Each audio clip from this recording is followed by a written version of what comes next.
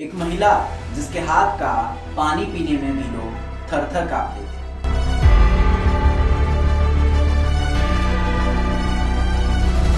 एक महिला जिसे मध्यकाल का वैज्ञानिक भी कहा जाता है। एक महिला जो फूलों के रस से लोगों को मार डालती।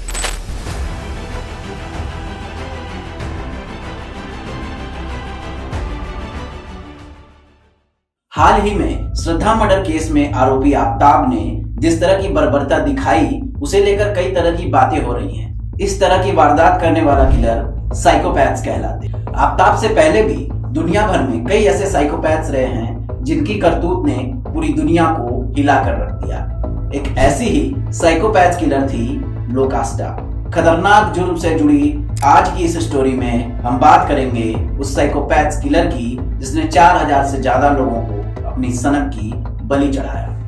नमस्कार, मैं विशाल सिंह और आप देख रहे हैं क्राइम व्यू। लोकास्टा को दुनिया की पहली सीरियल किलर और मध्यकाल की पहली वैज्ञानिक भी कहा जाता है। लोकास्टा को जड़ी बूटियों की अच्छी जानकारी थी। वह जानती थी कि पौधों की एक बूंद भी इंसान को तुरंत मार सकती है। विज्ञान में खास रुचि रखने वाली लोकास्टा पेशेवर हत्यारन थी। वह धन, दौलत और जमीन के बदले लोगों को मौत की नींद सुला देती थी। लोकास्टा के लोगों को मारने के तरीके एक अनसुलझी पहेली हुआ करते थे। लोकास्टा का नाम रोम के इतिहास में तब सामने आता है जब 54 एडी में रोम के राजा क्लाउडियस की बड़े ही रहस्यमय तरीके से मौत हो जाती है। राजा क्लाउडियस की मौत के बाद उसका बेटा नीरो नया राजा बनता है। इसके बाद एक नीरो के सभी दुश्मन बड़े ही रहस्यमय ढंग से मरने लगते हैं।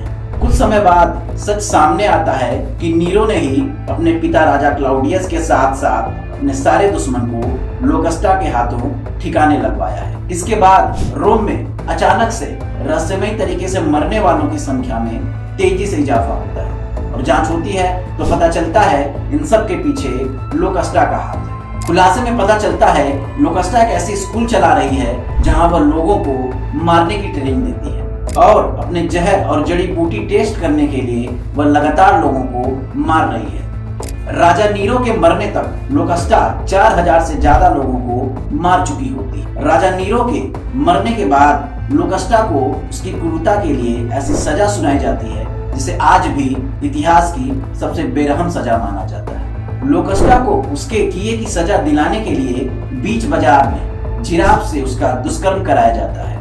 इसके बाद उसे अधमरी हालत में जंगली जानवरों के सामने फेंक दिया जाता है। लेकिन लोकास्टा को मरने से पहले तक उसके किए का कोई पछतावा नहीं था। लोकास्टा का कहना था उसे जितने भी लोगों को मारा उसे प्रत्येक को मारने में बेहद मजा आया। लोकास्टा जैसे किलर साइकोपैथ किलर कहलाते हैं। साइकोपैथी एक तरह का पर्सनालिटी डिसऑर्डर होता है। इससे पीड़ित लोगों में दूसरों के लिए प्रेम, संवेदना नहीं होती।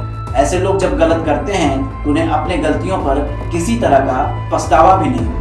हार्वर्ड यूनिवर्सिटी की एक स्टडी कहती है कि साइकोपैथ्स का दिमाग अलग तरह से काम करता है। जुर्म की ऐसी ही सच्ची घटनाओं के बारे में जानने के लिए हमारे चैनल को सब्सक्राइब करें और यह कहानी आपको कैसी लगी हमें कमेंट में जरूर बताएं।